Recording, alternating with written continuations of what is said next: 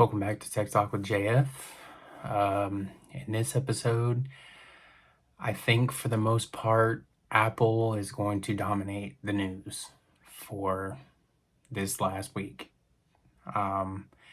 They are really gearing up for the release of iOS 18 as well as the new iPhones, possibly new watches. I'll talk a little bit about Xbox, as well as a favorite game, which a lot of people, I can't really say a lot of people, but I know it was in the millions that it sold copies of. Hogwarts Legacy has a little bit of news in this one. A couple things from Google, one or two things from T-Mobile, and a few things from Samsung. And I have to say Samsung's boss is a little bit pissed at their mobile department. That's all next on Tech Talk with JF.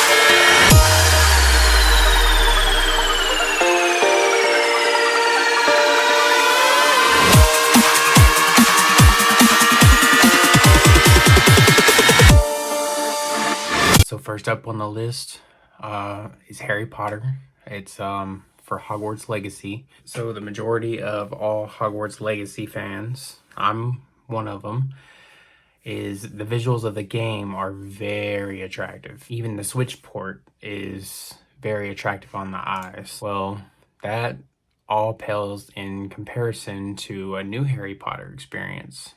And you've been hiding under a rock and don't know this, is there is actually a sequel to Hogwarts Legacy coming out.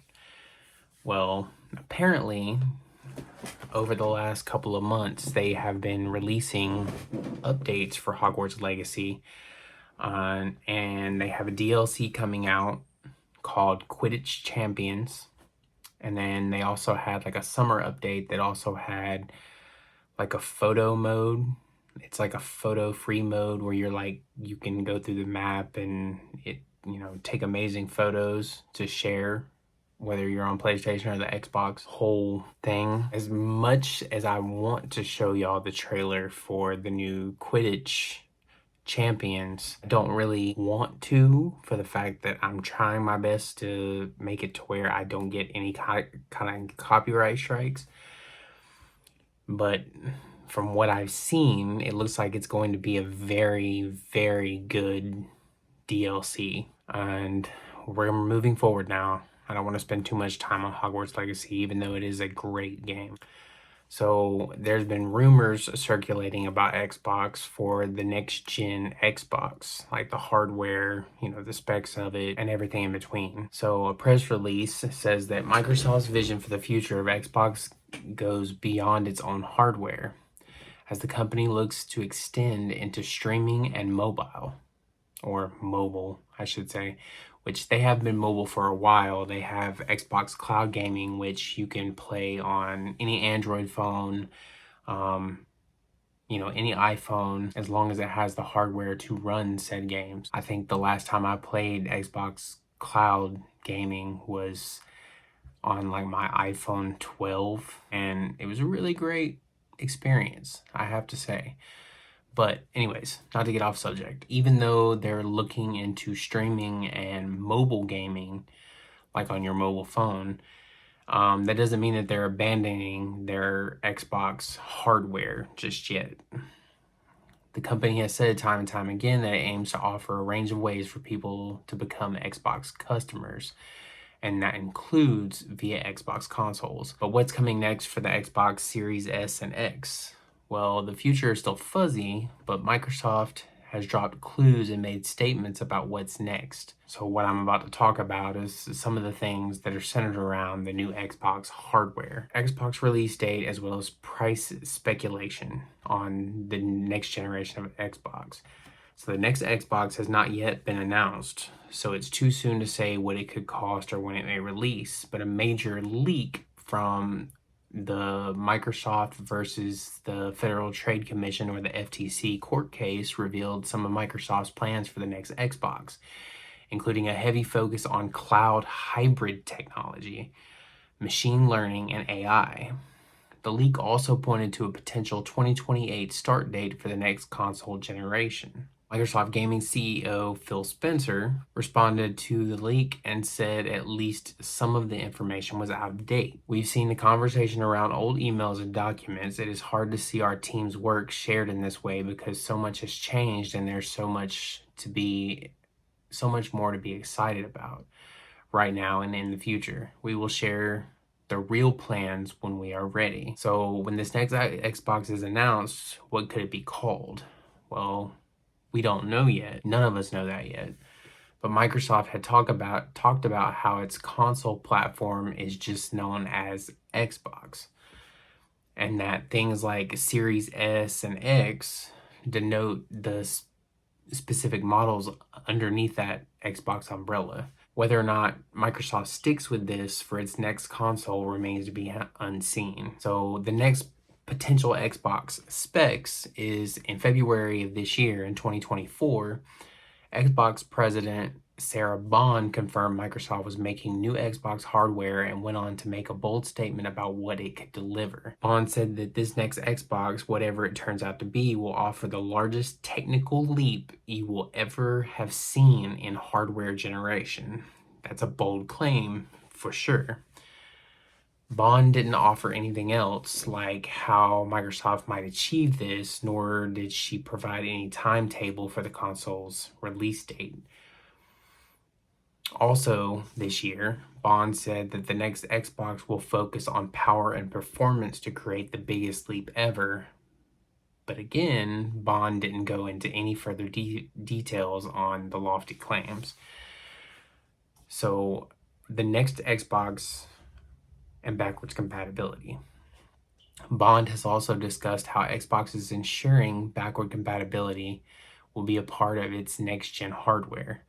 It's also about the ability to be able to play all of the games, and they mean people who've been playing on Xbox for decades and invested thousands and thousands of dollars and hours with us. And we want to enable them to take all those games with them into the hardware of the future. Bond went on to explain that when she became president of Xbox in 2023, one of the first things she did was create a team dedicated to backwards compatibility. She then went on to say that the Xbox team is committed to the idea of being able to play their games wherever they are, not just on their Xbox. She went on to say, so our long-term commitment to cross-play is part of that, and our commitment to cross-progression and cloud saves. So you can pick up on one device and you can play on another is a part of that, which is something that they've had going on now for like 2 years. Like I haven't really tried it on my Mac yet, but I could literally be playing an Xbox game on my Xbox and pause it and then open up my Windows PC, open up the app, the cloud gaming app, and literally pick up right where I left off on my Xbox. So it was basically a way for me to play my Xbox on the go, which, you know, is pretty much what I'm talking about here in this story. The next Xbox news was those same leaked documents revealed a trove of insights into what Microsoft may be cooking up for the future. But again, some of all of this information could be out of date. The documents show that Microsoft was considering switching to an ARM 64 CPU like the Nintendo Switch uses. The leak also revealed that Microsoft is targeting DirectX ray tracing for its next-gen consoles, as well as machine learning-powered graphical enhancement. Microsoft seems to be putting a lot of focus on AI and machine learning for its next generation, touting its use for optimization and acceleration of game performance, operations, and development for players and creators. Microsoft said AI and machine learning could help with things like matchmaking and player discovery, while AI could also be used for game testing to optimize monetization strategies. Also listed in the leak as a key innovation coming with the next generation of consoles from Xbox is an immersive game and app platform that will allow anyone to develop their own games, possibly similar to Roblox development platform. This seems to play into what Xbox executive Sarah Bond said recently about the potential for AI to further enable players also become game developers with the Xbox ecosystem. Microsoft said in leaked documents that its aim was to develop a next-generation hybrid game console that taps into the combined power of local hardware and the cloud. The end result, Microsoft believes this could result in deeper immersion and entirely new classes of game experiences beyond Xbox. While Microsoft is working on new hardware, it's just one piece of the puzzle for Microsoft as it looks to the future and seeks out to find more Xbox customers. Recently, Xbox Cloud Gaming to Amazon's Fire Stick devices. It's not just to Fire Sticks, it's also on Fire TVs, Amazon Fire TVs as well. And they launched an ad campaign telling people that they didn't need to buy an Xbox to play Xbox. The last couple of years, Microsoft has said that they don't care if you buy an Xbox because in the end, they're working on ways for you to play Xbox and not ever own an Xbox. They want anybody and everybody to play. They've even had talks with Sony about putting Xbox Game Pass on Sony PlayStation, and Sony, they don't want anything to do with it. Thanks to the cloud streaming, the cloud gaming, the phone in your pocket, as well as the TV in your living room is an Xbox device, even without an Xbox. Xbox CFO Tim Stewart said during the Wells Fargo TMT Summit that the goal is to make first-party games and Game Pass available on every screen that can play games. And this includes rival consoles. That's what I just said. It's a bit of a change of strategy, not announcing anything broadly here, but our mission is to bring our first-party experiences and our subscription services to every screen that can play games, Stewart said. That means smart TVs, that means mobile devices, that means what we have thought of as competitors in the past like PlayStation and Nintendo. Now, the problem is that Nintendo and Xbox, they believe in one big gaming community. Sony does not. And something that goes along with that is Nintendo Switch. You can actually download, I think it's an APK file to actually download Xbox Cloud Gaming onto your Nintendo Switch so that you can play cloud gaming. And like I just said, like 2 or 3 times now, is Sony does not want anything to do with it. Like, they think that them being completely exclusive is them trying to stay on top. And in all actuality, Sony and Microsoft have both said in the past, when it comes to hardware sales, they literally make no money on it. They're pretty much selling these consoles, this hardware, as they're probably making $2 or $3 on every console sale. So they don't understand as to why Sony is so bent out of shape about cross-platform gaming. So in addition to streaming, Microsoft has discussed plans to launch its own mobile game store. Recently, a landing page on Xbox.com for the mobile store appeared, telling people it is coming soon. This mobile store for Xbox games could launch sometime here in 2024. And given that Microsoft owns juggernauts like Candy Crush and Call of Duty, this could end up being a big deal. The time will tell if it actually comes to fruition. The next story in Xbox is going to have 50 plus titles at Gamescom 2024. They're also going to have presentations of major exclusives. The Xbox team has shared its plans for Gamescom 2024 with the Xbox booth to feature over 50 plus titles.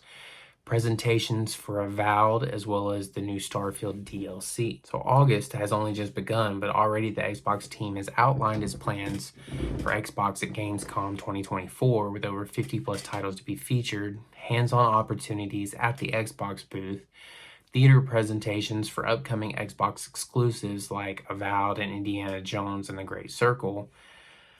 Well, Gamescom takes place from August 21st to the 25th, and Xbox will be there with more than 50 plus titles from Xbox Game Studios, Blizzard, Bethesda, and its third-party partners. Hands-on opportunities will be available with a number of upcoming games, including Age of Mythology, Retold, Atomfall, and Star Wars Outlaws, while there will also be theater presentations of Avowed, Indiana Jones and the Great Circle, the Starfield's Shattered Space DLC. These are just some of the games that will be featured. So for Xbox Game Studios, Age of Mythology Retold, Era History Untold, Avowed, Towerborn, Forza Horizon 5, Microsoft Flight Simulator is going to be a hands-on thing. Horizon 5 is a hands-on thing.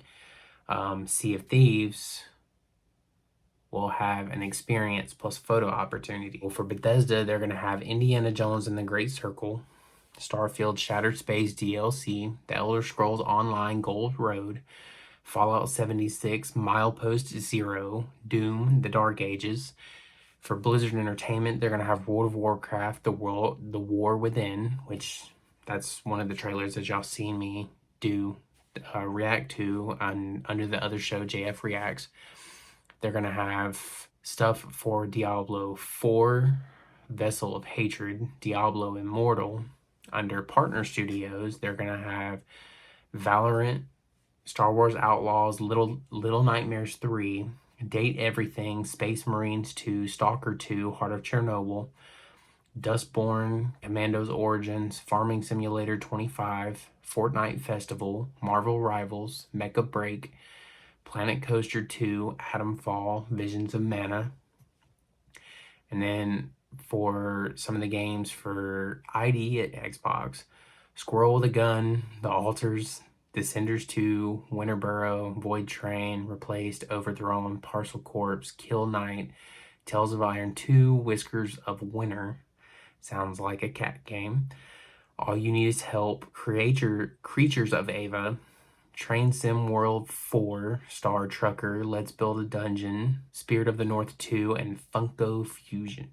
I'm not going to go into detail, but there are currently 13 new Xbox games coming to Game Pass in August. The games coming to Game Pass this month, so August 1st, you're getting Star Wars Bounty Hunter. On August 7th, Creatures of Ava. August 8th, Steam World Heist 2. On August 15th, Hunt Showdown for Xbox Series X and Xbox Series S. Kena Bridge of Spirits, also on August 15th. On August 16th, Madden NFL 25. On August 29th, Monster Jam Showdown. Also on August 29th, Visions of Mana. And on August 30th, Star Wars Outlaws. Now, those are just some of the games coming to Xbox Game Pass, but those are more of the well-known and watched out for games. And going through my list of the games that I was given, I don't really see any other game. Okay, so I see the only other game that it clicks in my head is Smite 2 Founders Edition will be also on Xbox Game Pass this month. On to the next one. I guess we'll get into the Samsung stuff first because it's a little bit less of talking about, I should say. Here recently, Samsung put out a warning to all Samsung phone users because apparently they have found loopholes, security loopholes in their phones because they can't figure out how to turn off the 2G. So I don't know if any of y'all know, but like the world barely uses 3G on their phones anymore. We barely use, well, we don't use 1X. So 1X is basically something that Verizon had, just that low-level standard data connection. So 1X and 2G, we don't really use those anymore, but some phones still have the capability of finding those networks. Well, apparently, Samsung originally, middle of last month, had absolutely no way to turn off 2G, but I see now that they actually offered a small little update that you didn't have to accept that now allows you to turn off the 2G network in some countries. Basically go under mobile networks and uncheck the 2G service to allow the 2G service. So if it's lit up blue, it means it is active, and if you touch it and it's grayed out, that means it's turned off. I would recommend, if you have a Samsung, to go in your mobile network settings and turn off 2G, because hackers can use that 2G service to hack into your Samsung. And on to the other little news. Last month, Samsung unveiled its new foldable phones, smartwatches, and wireless earbuds. Well, after the announcement, several people started mocking Samsung and accused it of copying Apple's design language with the Galaxy Buds 3 and the Galaxy Watch Ultra, which reportedly made Samsung's chief angry at the mobile division for plagiarism. So, according to a report from a news outlet, says that Samsung Electronics chairman J.Y. Lee ordered the company's mobile division, Samsung MX, to re-examine its plans. Lee's strict orders reportedly came after people accused Samsung of copying Apple's design language for the Galaxy Buds 3, Galaxy Buds 3 Pro, and the Galaxy Watch Ultra. They look just like Apple's AirPods, just like AirPod Pros. And other than the round design, Apple Watch Ultra looks exactly the same. So apparently actions have been taken against some people in the smartphone division, including Samsung MX leader TM Rowe. An insider reportedly claimed that tensions are rising inside Samsung MX after this move. He said the chairman himself stepped in after the controversy over Apple's design plagiarism and quality issues surrounding the Buds 3 series and Galaxy Watch 7 released last month. The internal atmosphere is currently very bad. Why are you going to take their design language? Why couldn't you come up with something better? And I have to say, like, even the Buds themselves, like the Galaxy Buds 3 regular and then the Pro versions, they look exactly like AirPods. Moving on. So the next story is going to be about T-Mobile. I'm going to try and make this as short as possible. For all of you T-Mobile users out there, hi, I'm a T-Mobile user. Have been for like 8 years. This is more focused towards my Android people, because I have actually looked in the T-Life app. So this is between the T-Mobile app and the T-Life app. I've actually looked in the T-Life app and things are not looking like they do like in the news post that I read this week. And I mean, I have it pulled up now, but it says T-Mobile users will want to delete one app from their phones after the latest update. Like I said, this is more or less for Android because I haven't configured some things into the T-Life app, which is, for those of you who don't know what T-Life is T-Life is basically the app that gives us free stuff, gives us discounts, gives us like a way to, you know, if we go to a concert where there is a T-Mobile like VIP section, like all we have to do is show our little status, our max status like badge on our phones, and we get to go to that T-Mobile VIP section. Well, the T-Mobile Tuesdays app was replaced by a new app called T-Life in January. To many users, it looks just like T-Mobile has lost the plot and can't make up its mind on what purpose it wants the app to serve. The T-Mobile Tuesdays program is known for showering users with freebies, and with its dedicated app gone, T-Life is where you can claim gifts and perks on food and gas and other things. Well, it has slowly been gaining new functionalities here recently, letting you do things such as managing your home internet subscription, as well as like your actual Wi-Fi gateway with T-Mobile Wi-Fi, as well as, or your T-Mobile home internet, I should say. You can also keep up with Sync Up Kids watch, as well as managing your account and adding new lines. Well, while all that sounds great, the question that bothers some users is why do they have T-Life on their phones when it's increasingly becoming a clone of the T-Mobile app? Well, Android police recently came out and said that they inspected the latest versions of both T-Life and the T-Mobile app, and it wasn't for their names. If it wasn't for their names, that you wouldn't be able to tell the two apps apart. A walkthrough shows that they are basically the same apps now with the same icons and the same feature tour. The similarities extend far beyond the interface, with the Android apps of both getting updated to version 10.0. This indicates that they share the same code base. Users who have installed both the T-Life and T-Mobile app are wondering whether they should just delete one of them, as they are essentially the exact same app. Well, an employee recently came out and said that T-Life was eventually going to be the new T-Mobile app. So everything when it comes to your account, as well as the freebies, will all be meshed into one app. He went on to say, so T-Life used to be the old T-Mobile Tuesdays app. It then became the app for home internet, and they've been slowly adding more things to it. The plan is for them to slowly move everything over from the main T-Mobile app to T-Life. Currently, they want people to have the option of using one or the other for the time being. Well, from the get-go, T-Life was built as an app that would eventually be the go-to for all things T-Mobile, with its tagline saying one app to rule them all. Thus, it's no coincidence that T-Life has slowly been getting more features. Apparently, the main T-Mobile app will eventually be killed off, and T-Life will become the primary app for T-Mobile customers. And moving on, Google Maps and Waze have been updated with new iPhone and CarPlay features. Google has announced new Waze and Google Maps features rolling out for iPhone and CarPlay users that aim to keep them safer and more informed on the go. First up, changes to Maps aim to make it easier to report incidents and helpful information like nearby construction, lane closures, objects in the road, and police presence.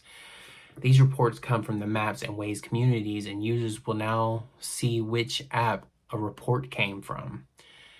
These are larger reporting icons that are designed to be easier to tap for quickly sharing updates, and other drivers can also confirm the incident with a quick tap. Meanwhile, Google Maps gains new destination guidance to make it less confusing when users don't know where to enter or park when they arrive somewhere, especially if it's at night. When driving to a place, Maps' new destination guidance will automatically light up your building and its entrance as you approach it, in addition to showing you nearby parking lots. Well, over on Waze, which I don't think people know this, but Waze was actually bought out by Google. I don't understand as to why they still have two apps. In addition, Waze is getting a new traffic events feature, which is meant to give users a better understanding of how things like parades, concerts, and sporting events are all impacting nearby traffic. If a driver recently went through an impacted area or has places saved near the area in Waze, they will now get a notification once the event has started. This will include details like the cause of the event, if there are road closures, and real-time traffic conditions. To help your friends and family, these details are also easily shareable, allowing others to be more prepared for their own ride. Lastly, Waze drivers will soon get navigation guidance like turn-by-turn directions and real-time traffic updates while their phone is locked. And this is a feature that I've noticed has entered into iOS 18 on iPhone, because like I've said in the past, I am running iOS 18 developer beta on my iPhone 14 Pro Max.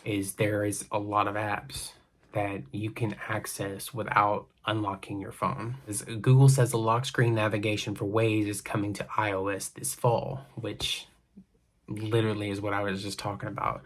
While the other updates to Google Maps and Waze are rolling out globally now on Android and iOS. Cars with Google built-in, Android Auto, and Apple CarPlay. The next story is Google's new RCS is finally coming to iPhones, and Google wanted to celebrate by releasing an ad of the future of cross-platform texting. Apple iPhone users will soon have access to Rich Communication Services, RCS for short, with the release of iOS 18 in September, ending the long wait for this feature.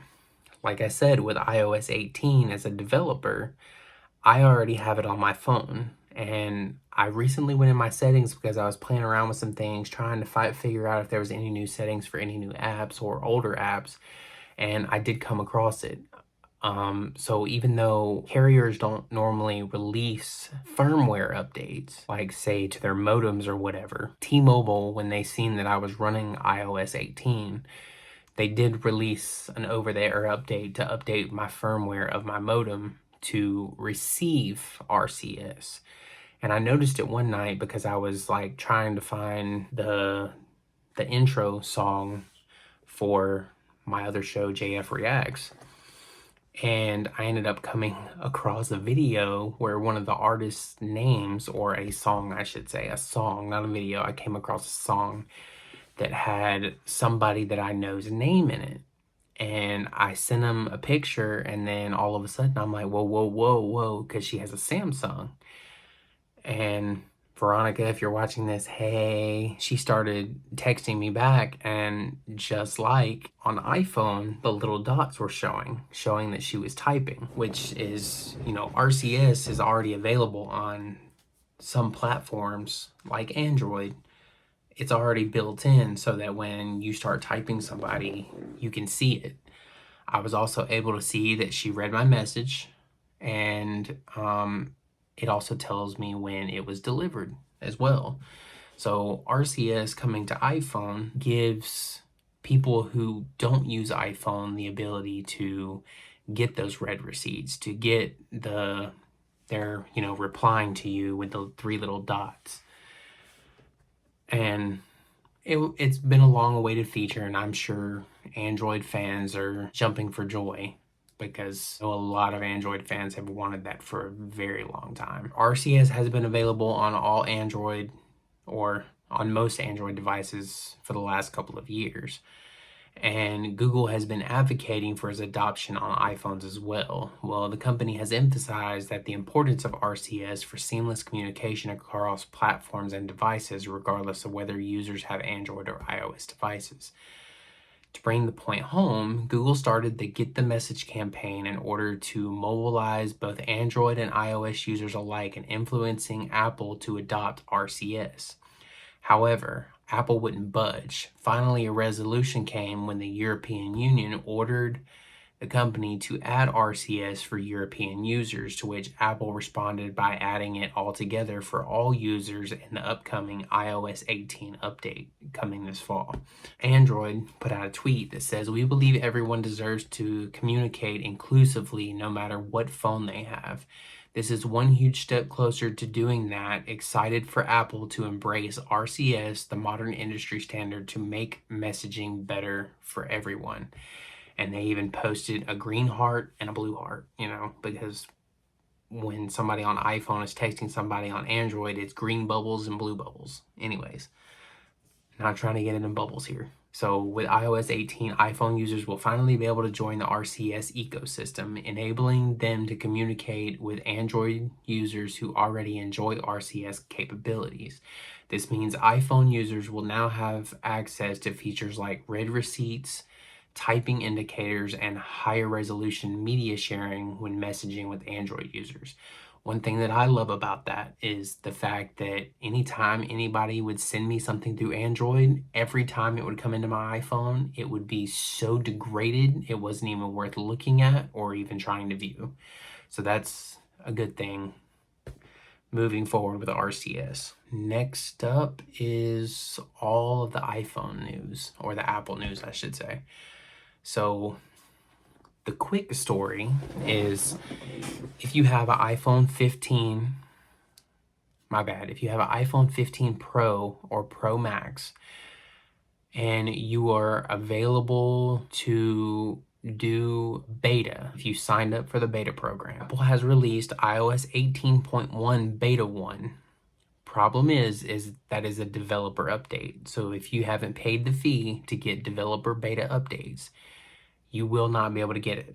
you will probably have to wait first week in August. So you'll probably have to wait probably by the end of August before there's actually a public beta for the Apple Intelligence, which released in the 18.1 beta 1. I can't get it because, like I said, I work on the iPhone 14 Pro Max. Probably, depending on whether or not T-Mobile can give me a big enough discount on me trading in, say, my 14 or giving my 14 to my mother and taking her 13 Pro Max and trading it in on an iPhone 16, I probably won't upgrade to iPhone 16 until at least the beginning of the year, because that's $45 a month that I'm saving on a phone payment that I could be putting towards other things. Moving forward. So there's 15 plus new features coming to the iOS Messages app. Major changes are coming to the Messages app. Like I think I've said in my Life of JF series, is Apple is adding several fun Apple Intelligence features, new formatting, updated effects, satellite support, better texting with green bubble people, and a lot more. So one of the major changes that they're adding is send later. So in iOS 18, it'll add the option for you to schedule an iMessage to be sent to someone at a later time or date. If you know somebody's birthday is coming up, for example, you can schedule a happy birthday text to them ahead of the date so it's ready to go and you don't forget about it. Later on down the road, when iOS 18 releases, I'll probably do some telling y'all how to do it so that y'all can go in and do it and be able to start sending messages later without actually sending them later. One of the other features is tapback reactions. So tapbacks, which I don't have the send later feature yet, but I do have the tapback reactions. And tapbacks are those little characters you can use to respond to a message by long pressing on the message, like heart, like, dislike, haha, emphasize a message with the exclamation points, question a message with so on and so forth. So the updated design has the six standard tapback icons now featured in color and in more detail. You can see the new look when long pressing on a text to respond and then the tapbacks you receive.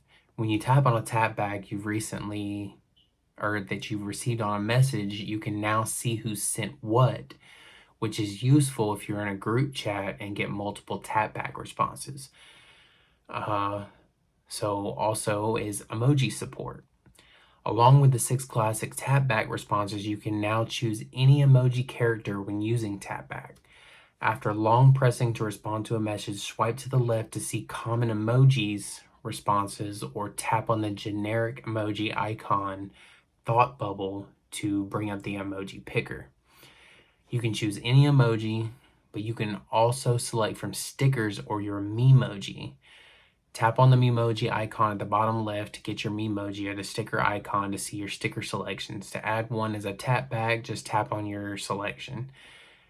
Stickers can be hard to see on small size of a tap back, but most emoji characters and Memoji work very well. Messages via satellite. Messages via satellite is a new feature that lets you send text even if you don't have a Wi-Fi or cellular connection, leveraging the satellites that Apple uses for emergency SOS via satellite feature. Messages via satellite is available on the iPhone 14 or later, and you can send and receive both iMessage and SMS messages, so you're not limited to texting with just iPhone users. Right now, messages via satellite is free, just like the emergency SOS via satellite. Apple offers 2 free years of satellite access with an iPhone 14 or later, but the company has expanded free access for the iPhone 14 until November of 2025. Apple has not provided any insight into how much it will eventually charge for satellite access. So, smart replies using Apple Intelligence. Using Apple Intelligence, your iPhone can analyze the content in a message that you've received, suggesting smart reply options that you can tap for a quick response. If someone asks a question like, do you want to go to the movies? Messages will suggest responses like sure or sorry, busy tomorrow. Smart replies aren't an option for every message that you receive, but Apple will often have a suggestion. Smart replies show up at the top of the keyboard, while suggestions have been in prior versions of iOS. Smart replies are similar to suggestions but are more intelligent and are often complete phrases and responses rather than word suggestions that pop up as you type. Writing tools. Writing tools aren't specific to the Messages app, but are a system-wide option anywhere you can input text. In Messages, you can write out a text and then select it with a tap and drag gesture to bring up the Writing Tools interface. It'll proofread what you've written for spelling and grammar errors, including word choice and sentence structure, rewrite with a different tone with options that include friendly, professional, and summarize what you've written. You can get a quick summary, pull out key points, create a list of topics, or make a table. Notification summaries. If you have multiple notifications from the Messages app, Apple Intelligence will summarize them for you so you can catch up at a glance and see what's most important without having to read through everything. This works for both individual conversations as well as group conversations, and you can see the summaries on the lock screen. Emoji design updates. When you send a single emoji to someone in iOS 18, the emoji now appears much larger than before, so the detail is easier to see. Emojis and other quantities are still displayed at the same size. Also, Apple has updated the emoji picker. Emojis are displayed larger with more space between them, plus the sticker and Memoji interfaces have been integrated into the emoji window. Tapping on the two icons on the bottom left of the emoji picker will take you to Memoji and stickers respectively. Stickers and Memoji as emoji. Stickers and Memoji have new dedicated sections in the emoji picker because you can now use a sticker or a Memoji just like an emoji. If you add sticker when typing a text, for example, it is added to the end of the text rather than sent as a separate image. Text formatting. You can now enhance your text messages with the new formatting options. After typing something, tap on the A icon above the keyboard. What you've typed is selected. You can add bold, italic, or italic, I think is how you say it, underline, or strike through formatting. To add formatting to just one word, double tap on the word to select it and then tap on the A icon. You can also use the text effects option from the pop-up menu. Formatting can be used with an emoji, but the bold and italic options don't do anything. Text effects. So along with the bold, italic, whatever, underline and strike through formatting, there are new animated text effects that can be applied to your entire message. A single word, a phrase, or even an emoji or sticker. Math notes. The system-wide math notes feature that lets iPhone solve equations for you works in Messages. To see it in action, type in an equation and you'll get an immediate answer when you add it in the equals sign. So you can literally type up 2 + 2 equals and the system will automatically say it's 4. Math Notes also works in the conversions in the Messages app, including currency conversions, temperature conversions, measurement conversions, and more. You can use it by typing in your conversion, such as 20 euros to dollars, and then adding in an equal sign to get the result. So link card update. So in an iPhone, if you ever send somebody a link, it shows a preview of said link so people know what they're clicking on. Well, Apple tweaked the design of the link cards in the Messages app, and the cards now have a colorful backgrounds that match the color of the main image in the link, if available. So you can see link card previews before a link is sent. If you long press, you can get customization options. Link cards can be converted to be a simpler card style or transformed into a text link that only shows the hyperlink with no preview at all.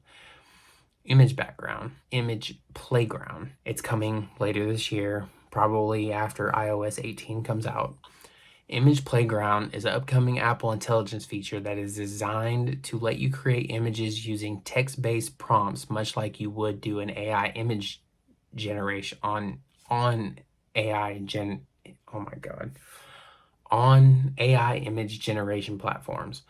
Apple is integrating Image Playground into the Messages app so you can create and send images without having to swap over to another app. Apple Intelligence can glean the gist of your conversation from the Messages app and come up with suggestions for images that you might want to send. Image Playground can even incorporate images of your friends and family. So if you're chatting with a friend, you can create a silly image that uses the friend's contact photo. Apple adds a style to each image, so there's no option to generate something that could be mistaken as a real photo. You can choose from animation, illustration, and sketch types, and all image generation is done right there on your device. Genmoji. This is coming later this year as well. So based on Image Playground, Genmoji lets you create custom emoji with a text prompt. Have you always wanted an emoji of a mint chocolate chip ice cream cone? It can be made with Genmoji. Need a cat made from pizza or a flower that's not a rose or a sunflower? Genmoji will make it if possible. With the Genmoji interface, you can describe a Genmoji, and Apple Intelligence will generate several options for you to choose from. You can even create an emoji based on the contact image of a friend or family member, similar to Image Playground. Genmoji behave just like the emoji and can be used in place of an emoji. So I'm not going to go too far into detail with this one. I'm just going to hit the key points. So something that is winning a lot of Android users over for iPhone is the fact that iPhone is now finally getting features that Android has had for a very long time, minus the camera. I'm talking about software features. iOS 18 customization on the home screen, icon placement. You've been able to reorder the icons on your home screen for ages, but with iOS 18, you can put them anywhere on the grid, leaving as much empty space as you want in between. Press and hold on an empty area on the home screen until the icons jiggle to enter edit mode, then drag your icons wherever you want, just like on Android. They don't, snap back to the next possible location. I already have this. I've been playing around with it and I love it. I love the fact that Apple finally jumped on board with making it to where the grid, you're not just throwing an app on one of your home pages and then it's, it has to go up to the next grid. You can also drop an app icon on top of another one to make a folder, which can be placed wherever you'd like. You can name the folder, drag other icons in and out as desired, just like in older updates, but you can literally put it anywhere now. Icon size. iOS 18 actually allows you to make your home screen icons bigger, and this is good for people who can barely see and need to be able to find their apps more easily. It scales them up and removes all icon names, so the grid size remains the same. It just makes the icon bigger so that you can see it better.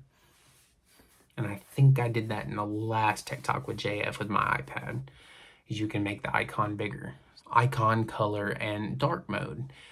So under the same editing features of icon size, you can actually go in and tint the apps to your heart's desire, as well as do a light mode or a dark mode, or have it to where it automatically changes depending on what your settings are inside your phone. Widgets. So in addition to the 4 limited widget spots on your lock screen, you can add lots of interactive widgets from apps directly to your home screen.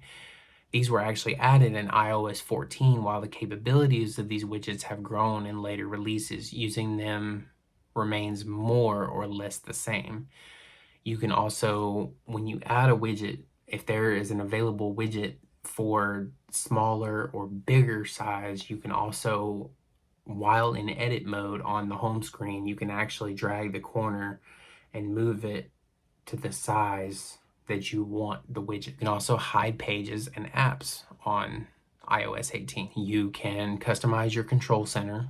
So in the top right corner of the phone, so say my hand is the phone up here in the top, where you drag down where all of your settings, sometimes your flashlight is, depending on, You know, if you have your flashlight in there, your calculator, you can actually go in and add your own control center shortcuts now. And the control center also has multiple pages to where you can literally make everything stand out, be clean, and not be everything just thrown onto one page for the control center. You can change up the lock screen now. So the apps at the bottom of the lock screen on an iPhone is always the flashlight and the camera. You can change those to any available app now, even apps that are third party. And what I mean by third party is they're not made by Apple. Like, for instance, I think I now have the camera app and I have my water minder app, which isn't made by Apple, to where I can just go in and, without unlocking my phone, opening my phone, I can just tap to add, say, 8 ounces of water to my daily intake app. So another one is the action button. With the iPhone 15 Pro and Pro Max, Apple replaced the mute switch that has been in place since the original iPhone with an action button that you hold down to perform one of 8 actions, including turning on the flashlight, launching the camera, and translating speech. Those options are still there, but in iOS 18, the list of functions has greatly expanded with the inclusion of new controls option. This lets you choose one of the control center controls as the function of your action button. Quickly enable airplane mode, open calculator, record a quick note, scan a QR code. There are lots of possibilities behind this. On to the next one. iPhone 16 Pro has a design change that promises blazing speeds, but there's a catch. Apple looks set to introduce Wi-Fi 7 to the iPhone 16 Pro and Pro Max. It seems it will be designed to boost data transfer speeds, reduce latency, and more. But if true, there will be the first iPhones to offer support for Wi-Fi 7. Though several high-end Android phones like the Samsung Galaxy S24 Ultra already have it. This will be just a year since the last upgrade, something that's unusual for Apple, whose upgrade elements regularly stay in place for multiple years. Last September, the iPhone 15 Pro, 15 Pro Max launched with Wi-Fi 6E, the first iPhones to include the faster version of Wi-Fi 6. The upgrade to Wi-Fi 7 support is sooner than might have been expected, but is a report that comes from a reliable source, a Taiwanese publication by the name of DigiTimes, which is often encyclopedic about the supply chain. Wi-Fi 7 is touted as the best Wi-Fi ever, offering faster connections, lower latency, and the compatibility to access more connections at the same time. It's more adaptive than previous Wi-Fi versions and so able to be more reliable while keeping latency down. This is particularly useful for high quality video or better cloud gaming, for instance. Compared to Wi-Fi 6E, Wi-Fi 7, it could be up to 4 times faster. It can also handle congestion better, meaning more people can connect to more places and densely packed with devices like a large concert venue. All of which is pretty desirable, but Wi-Fi 7 comes with a sting in the tail, for now at least. Right now, Wi-Fi 7 is rare and expensive, so you shouldn't expect the iPhone 16 Pro to transform connection speeds anytime soon, especially not overnight. iPhone 16 is reportedly getting its biggest battery capacity jump in a while. So the iPhone 16 Pro and 16 Pro Max are rumored to feature bigger battery capacities compared to previous generation models. But it looks like the smaller iPhone 16 Pro device could see the biggest improvement according to new details surfacing. There is a leaker who posted that milliamp hour figures for the iPhone 16 Pro is 3,577 milliamps per hour, and the iPhone 16 Pro Max is 4,676 milliamps per hour, with only the larger model capacity lining up with previous leaked figures. The milliamp per hour is a measure of battery capacity, or the amount of electric charge that a battery can store. The higher the milliamp hour rating of a battery, the more charge it can hold and the longer it can power a device. So from the 15 Pros, there is a 9.25% change from the 15 Pros to the 16 Pros, and there's a 5.74% change from the ProMax from the 15 to the 16. Probably did a good thing by not getting the iPhone 15 when it launched. According to one rumor, this year's iPhone 16 Pro Max will boost a 30-hour plus battery life compared to 29 hours for the iPhone 15 Pro Max. Not only that, the iPhone 15 Pro and iPhone 16 Pro and 16 Pro Max are expected to use stacked battery technology for increased energy density and prolonged lifespan. Both devices are also rumored to support 40-watt wired fast charging and 20-watt MagSafe charging.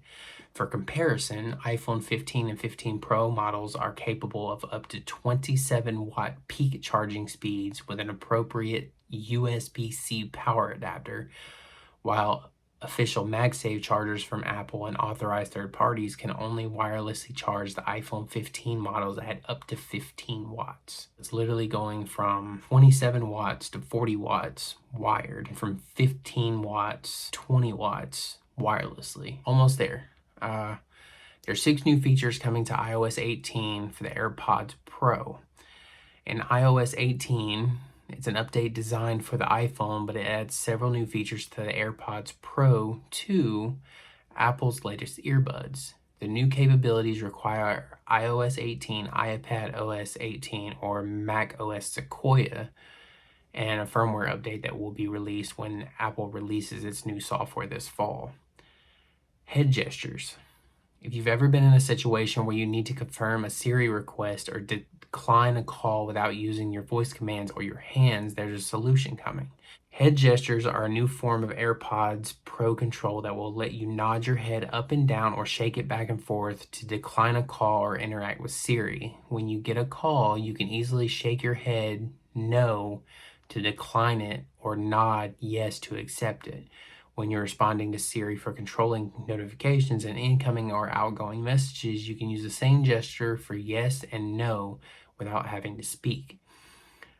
Voice isolation. With voice isolation, the AirPods Pro can cut down on loud background noises when you're on a phone call, allowing the person you're speaking with to hear you more clearly. The AirPods Pro will use machine learning to detect and isolate ambient noise such as wind, cars nearby, people speaking, and more, blocking out the sound and prioritizing your voice. Voice isolation is a feature coming to both the original AirPod Pro and the AirPod Pro 2. Better adaptive audio controls. Adaptive noise control is designed to adjust active noise cancellation and the sound you hear in response to ambient noise in your environment. Adaptive audio has been all or nothing setting, but with iOS 18, there are more granular controls for tweaking the feature to allow for more or less to come through. Personalized spatial audio for gaming. Personalized spatial audio is a feature that already exists for movies, TV shows, and music. It uses the True Depth camera on your iPhone to scan your face and ears, developing a personal profile that customizes spatial audio just for you. With iOS 18, Apple is expanding personalized spatial audio to gaming with the aim of delivering more immersive sound for gameplay. Game developers can incorporate spatial audio in their games as part of this change. Personalized spatial audio for gaming is actually coming to AirPods Pro, AirPods Max, and the 3rd generation of AirPods. Voice quality in games. The AirPods Pro 2 feature voice quality improvements for in-game chat and streaming, along with dynamic head tracking and support for 16-bit 48 kilohertz audio in games. Lower latency. So apparently improved latency means that you'll see little to no delay when taking an action in the game and hearing the resulting sound, making for a more responsive experience. This one I'm not going to go into detail, but apparently Tim Cook, CEO of Apple, says that they're spending more time to get Apple Intelligence ready for this fall. More time and money, I should say. And going on to the last news topic. So people want to know when the iPhone 16 event is going to happen. Well, here's what to expect. So it's August. So we're officially only a month away from the iPhone event season. Apple has debuted its new iPhone every September for years, but when exactly is the iPhone 16 event happening? Well, here's what to expect. iPhone events in recent years. So in 2021, it was on Tuesday, September 14th. In 2022, it was on Wednesday, September 7th. And in 2023, it was on Tuesday, September 12th. Another important data point to keep in mind is the proximity of these dates to Labor Day. The US holiday moves around from year to year, but it's always the first Monday in September. In 2023, Apple's iPhone event was 8 days after Labor Day. In 2022, it was only 2 days after, while in 2021, it was again 8 days later. So, based on this history, we can observe that Apple favors Tuesdays and Wednesdays as iPhone event days. Tuesdays are preferred, but if it pushes the event to Wednesday when it happens the same week as Labor Day. Essentially, the company wants a full business day to happen in a new week before the iPhone event. So what will Apple do this year for the iPhone 16 event? So Labor Day is especially early this year in 2024, landing on September 2nd. It's almost the earliest it could possibly be. That makes it a Wednesday, September 4th, unlikely, especially because in parts of the US, schools won't even have kicked off for their fall semester yet. However, some kids went back to school yesterday. Could be talking about colleges, but most elementary school students that I know of started back yesterday. Apple probably won't hold its biggest event of the year when plenty of people are still transitioning out of vacation mode. It has happened before, but Apple then reverted to a later date the following year. Because of Labor Day being so early, some schools starting so late, an event the first week of September is probably out, which again supports Tuesday, September 10th as an iPhone 16 event day. Well, with everything that I've covered and this Tech Talk with JF, I think I did a better job this time. I guess third time is always the charm, right? Well, as always, if you're on Facebook, watch, like, and follow the page if you haven't already. Comment, react, share the video. If you're on YouTube, like, subscribe, hit that bell notification icon, change the notification bell to all. You'll be notified 30 minutes before a new video premieres. If you would like to monetarily support both channels, you can buy something from the Executive Producer Collection exclusively with Infinite Mast3rpiece, another brand that I own. Any $50 minimum purchase before tax and shipping. You can have your name plastered in any JFTV video as like a free gift for purchasing your items, say Executive Producer on them. Anyways, but as always, I'm JF.